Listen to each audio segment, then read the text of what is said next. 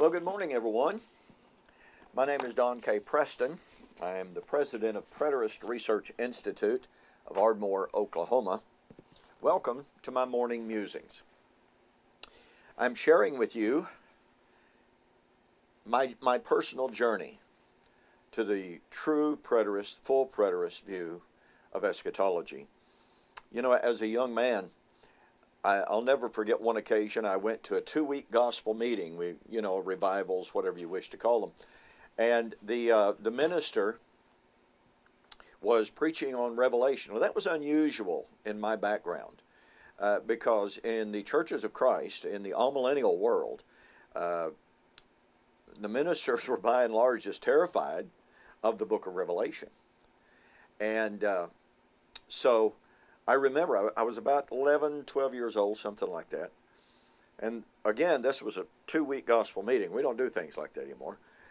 And the last week of that gospel meeting was dedicated strictly to the book of Revelation. He had his beautiful sheet charts, put up behind him. Beautiful works of art. And he spent the entire week expounding on the book of Revelation, demonstrating for his audience. And I was absolutely convinced that the book of Revelation was all about the Roman Catholic Church and the Pope as the beast, number 666 on the Pope's crown, all that kind of stuff. Boy, I just thought he had it all together. I mean, this was convincing. Well, what's really interesting about that minister was that in later years, he became a full preterist. He rejected what he himself had taught, and I didn't know that for many, many years, but he began, just like I did, to take a look at the language of the book of Revelation. First of all, he began to see that any application of the book of Revelation to the Roman Catholic Church is anachronistic. And that was just one of the things that really, really bothered me. I mean, here John is told, these things must shortly come to pass, the time is at hand. Now, I want to focus on that word time ever so briefly. The word time in Revelation 1, verse 3, is the Greek word kairos. Now, the Greeks had several words for time. One is chronos, and that's where we get our word chronology. But in my early studies, I discovered that this word kairos is a very distinctive word. Kairos is appointed, designated. In other words, a divinely appointed time.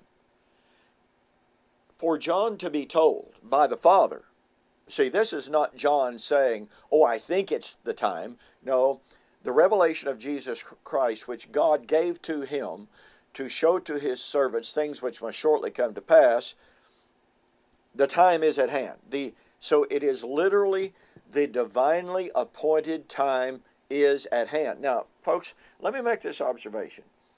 What I discovered in my linguistic studies was, and it just makes common sense, a divinely appointed time is not always timelessly at hand, okay?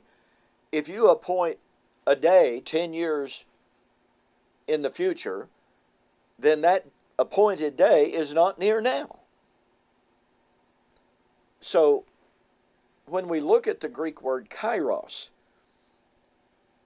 what that minister discovered, what I discovered, and what countless others are discovering, is that John was being told the divinely appointed time for the fulfillment of what John was saying had arrived. Now, let me very quickly make this point. John is reiterating the Old Testament prophecies. And here's an absolutely critical point. Let me just make this point really, really quick here. He reiterates, for instance, the prophecies of Daniel. Okay, Daniel was given prophecies of the last days, the time of the end of the age, and Daniel was told that the divinely appointed time, he uses the word kairos in the Septuagint, was not near. Daniel chapter 12, verse 4. Okay? The time was not near. The divinely appointed time was not near in Daniel's day. But here is John in the book of Revelation being told that the divinely appointed time for the fulfillment of Daniel's prophecies was at hand. As a matter of fact, look at this. Revelation chapter 22, John is told, do not seal up the words of the vision of this book, because the time, the divinely appointed time, see, Kairos, is at hand. Now here, look, Daniel was told the divinely appointed time for the end of the age, the resurrection, was not at hand. Here's John being told that the divinely appointed time that Daniel foretold, the time of the resurrection, the time of the end of the age, was now near. That minister that preached that meeting in Greenland, Arkansas, when I was just a kid, he discovered you can't make the word Kairos mean an extended, long period of time. You can't make Kairos mean that it's always timelessly near. The divinely appointed time that was not near in Daniel's day had now drawn near and was near in John's day. Wow. That's just one of the many things that turned my head around and forced me to rethink my entire thinking about Revelation and, obviously, eschatology as a whole. There's just so much more. Hey, thanks for joining me for this morning's Morning Musings. We'll see you on the flip side.